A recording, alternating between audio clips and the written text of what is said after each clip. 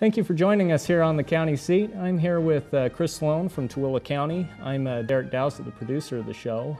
Chad Booth is actually out on assignment, and so I'm from behind the camera out to behind the desk.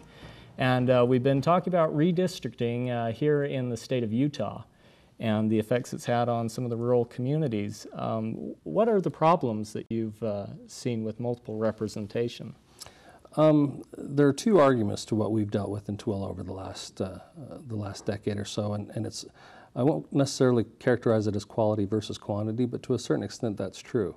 The folks in most of the rural counties want local representation. They want to be able to walk out their door, walk into the grocery store and run into their representative, their senator, and I understand that, and I wish that in part of me as well.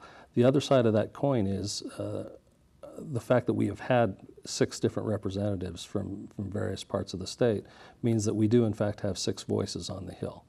I can argue very easily that Tooele County has benefited from that representation over the years because some of the capital projects that have taken place over the decade have only come about because we have had more voices and better placed voices in the legislature, which we wouldn't necessarily have certainly in the near future with complete local representation. Highway 36 from I-80 down into Tooele City, for example, would not have taken place, and for those that aren't familiar with that, that's the only 4-lane highway leading out of Tooele Valley. We would not have that if we didn't have the representation that we had from outside of our county advocating for that project. So what are some of the changes that you guys are seeing as they redraw these lines? Changes have been mostly philosophical, if you will. When this process started, it was completely understood that Tooele County likely was going to receive its own Senate seat. As the maps became drawn and other issues became apparent, whether they be political or social in nature, it became apparent that Tooele again was going to be the county that was kind of left hanging when the music stopped. And that's what happened. They ended up using Tooele County's 59,000 people as filler for other seats. And we feel like that was unfortunate, and we don't feel it was right. Having said that, the House's approach was completely different. As I mentioned, we will have our complete own seat that we already have, but we also will have almost 2/3 of the population necessary for that second one. So the House 68 seat that I mentioned earlier that comes out of Millard County, Tooele County actually will have a majority of the population at the next election. So we will have a say in our own destiny going forward. And what are you were talking a little bit about it all comes down to political Correct. parties. And so what has that debate been? It's been an interesting one for us in the rural counties, because in most cases the rural counties have been shoulder to shoulder from a partisan standpoint. My Democratic counterpart in Tooele County, for example, Sanpete County, their parties have worked together with an understanding that we want what's best for Tooele County, they want what's best for Sanpete County. As you get into the more urban areas, it's taken on a much more partisan feel to it, if you will, and in my opinion, a little more nastiness than we certainly are used to. It's evident, and has been this way in a long time in Utah, that one party does in fact have a supermajority of votes in the state, and you can play with the numbers any way you want, but whether you agree or not, the fact is the overwhelming number of elected officials at the state level is Republican.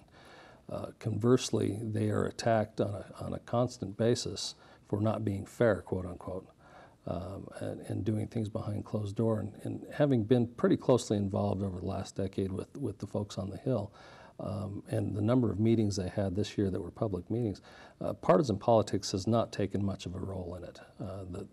Those charges have generally come from outside the group, whether it be local political leaders or those sorts of things. The committee itself seems to have worked very, very well together in a bipartisan way.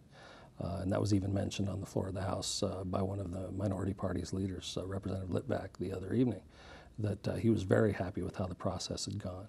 What we're hearing from a partisan standpoint is from the state party leadership and some of the elected officials from the minority party and some other groups that feel like unless you do things the way they want, you're not being treated fairly. And at the end of the day, if you just simply look at it from a numbers game, the Republican Party has those elected officials in place because they were put there by the people. When we come back, we'll talk a little bit more about some of the politics that have taken place this week up on the Hill. And right now we'll go to a commercial break. How would you spend an extra day in Utah Valley?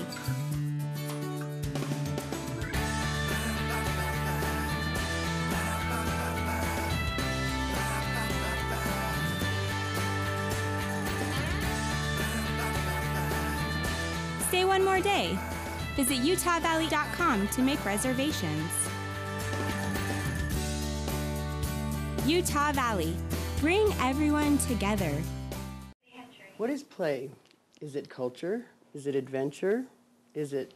Ooh, it's a destination. Oh, yeah, that's right. That's correct. Cedar City and Bryan Head Resort in the heart of Iron County, where outdoor excitement, culture, and the iron industry melts together. Come and forge a new adventure where play is the thing. You haven't forgotten how to play. It's just that you haven't been to the right place yet. Almost 45% of the oil produced in Utah, 7.8 million barrels, comes from Duchesne County. That oil feeds our state economy, provides job growth, and supports local business. Here in Duchesne County, we're working to make Utah an economic, cultural, and technological leader. Whether you're here for business or pleasure, Duchesne County will welcome you with open arms and invite you to explore all the beauty of the Uinta Mountains. Duchesne County, close enough for business, far enough to get away.